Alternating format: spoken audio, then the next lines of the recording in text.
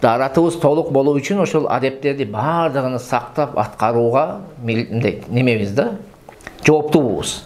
Не үчүн? Себеби имам болушубуз мүмкүн эрте келечекте. Имам болгондо даратыбыз толук болсо биздин имамдыгыбыз жакшы болот. Качественный болот да, сапаттуу болот. Анан өзүң жарым жартылай дарат алып барып элге имам болуп бар го.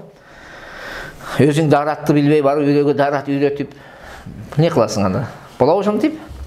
Болбойт. Ошон үчүн адептерини дагы биз үйрөнүп алышыбыз керек. Биринчи, дарат алуучу дарат алган кезде башка бир адамдан жардам сурабаш керек. Эй, Даниэл, судан кой. Болбойт. Андай жок. Түшүндүңүзбү? Өзүң ооба, шакирт устазын сыйлап, же болбосо уулу атасын сыйлап даратка суу куюп берсе проблема жок. Бирок биз ошону талап кылбашыбыз керек. Куй. Андай эмес. Жардам сурабаш керек. Өзү кол бутуң менен бисмилла машалла барып даратыңды ал. Бул эң жакшы адеп да бул. Сурасаң эми бир күнөө болуп жатып калбайт. Просто адеби өзүң аткарышың керек. Түшүнүктүүбү? Бул жакшы. Экинчиси, сууну орточо денедик колдонуу, үнөмдүү кылып колдонуу. Үчүнчүсү, ар бир мүчөнү жууганда маснун дуаларды окуу. Ошол китептерде айтылган ар бир мүчөнү окуган кезде сүннөт дуалар бар. Аларды силер жатташыңар керек. Кийинки сабактарда Кудай буйруса аларды жат сурайбыз. Бул эреже ушундай. Кээ бир нерсени вазифа катарында өзүңөргө берилиш керек. Силер дагы изилдеп үйрөнүшүңөр керек.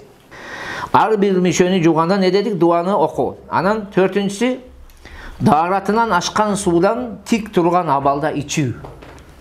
Кумган менен дарат алган болсоңуз, дарат алып бүттүңүзбү? Тик турган абалда ичип койсоңуз, өтө көптөгөн ооруларга шифа болот бул нерсе. Эки гана сууду тик турган абалда ичебиз да. Бири ушул, экинчиси замзам. Башка сууду отуруп ичүү жакшы. Түшүндүңүздөрбү? Тик турган абалда ичүү. Өтө көп ооруларга шифа болот аксылар. Бешинчиси, кыблага жүздөнүп дарат алган кезде кыблага жүздөнүп дарат алуу. Мечиттерде дагы биз мечит курган кезде аракет кылыш керек. Ошол дарат алган кезде адамдар мүмкүнчүлүк болсо ошо кыбла таманды карап отура турган кылып коюш керек да, жанагы немелерин, сидени отура турган отургучтарын бар го. Жакшы да. Ошо кыбла таманга карап алыш керек. Алтынчысы, дарат алып бүткөндө жанагы шахадат келмесин окуу бар. Ал да эле ошо маснун дуалардын катарында келет, аны да эле жаттап койгула. Жетинчиси, дарат бүткөндө не дейт? Аллахума жаални минат тавабин ва жаални минал мутатахирин деген дуаны айтуу. Бул да эле жакшы амалдардан. Аны да эле жаттап койгула таксылар. Сегизинчиси, дарат алып жаткан кезде дүйнөлүк сөздөрдү сүйлөбөш керек. Дарат аласыңар, бириңер экинчиңер менен кечке сүйлөп отурасыңар да силер.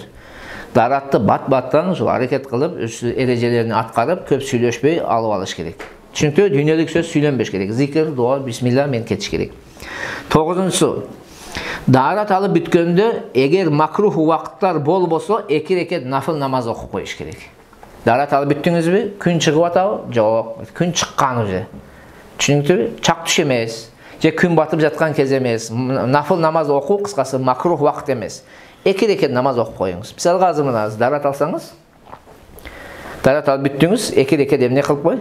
Намаз окуп кой. Чүнкү өтө сооптуу амалдардын бири ушул. Андан кийинки намаз үчүн дарат идишин суу менен толтуруп коюу. Кайра. Дарат алып бүттүңүзбү? Бизде таштап чыгып кетет да. Папал болгон жерге таштайт да. Каяка папал болсо ошол жерге таштап кетип калат. Бул адепсиздик. Дарат алып бүттүңүз, керек болсо чайкап, тазалап, сууду толтуруп, ал барып кайра коюп коюңуз. Сиздин артыңыздан келген киши Аллах разы болсун, рахмат, ушунда дагы бир адептүү мусулман бар экен деген жакшы ойда айтып, алда дарат алып, ага да үлгү болуп, ал дагы ошондой кылып койсун. Таштап, мен таштап кеттим, сен таштап кеттиң, эл да таштап кетет да. Туурабы? Же андай эмеспи? Ошондойбу? Ошон үчүн кайра сууду эмне кылат экенбиз? Кумганды толтуруп коебуз аксыры. Мафхум? Андан кийин бийик орунда дарат алуу. Бийик орунда дегенде сиздин суу тише турган орунга караганда сиз бийик турушуңуз керек. Бизде кээ бир жерде мечитте тескери болуп калган да ошол нерсе. Суу түшө турган жерден биз төмөндө туруп калабыз да, анан чачырап бизге тиет кайра бурадына. Чачыранысы бизге келип тиет. Ошон үчүн биз жокору турушубуз керек, чтобы бизден ажырап чыккан суу не болсун? төмөнгө түшүп кетсин. Бул да эле ошол даараттын адептеринен. Анан үзүрсүз адам үчүн намаз убактысы кире элек даарат алуу. Бизде үзүрүбүз жок. Ден соолугубуз чынбы? Эмне кылышыбыз керек экен таксырым? Намаз убакты кире элек даараттуу болушубуз керек биз. Анан токто, азыр пешин болсун, убакты кирсин, азан айтсын, анан даарат алам болбойт. Өзгөчө силер илим жолунда жүргөн адам даарат менен жүрсө береке болот.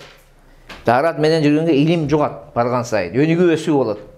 Анан дааратсызда келип китепти кармап мындай кыла берсең, ал жакшы болбой калат таксырым. Дайыма аракет кылгыла даарат менен жүргүлө. Дааратты таштабагыла эч качан.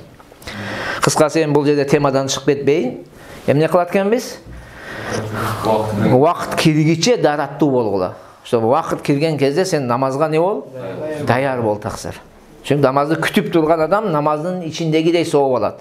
Ал-мунтазиру фис-сала кааннаху фис-сала. Намазды күтүп отуруу бул намаздын ичиндегидей дейт да, намаз окуп жаткандай дейт.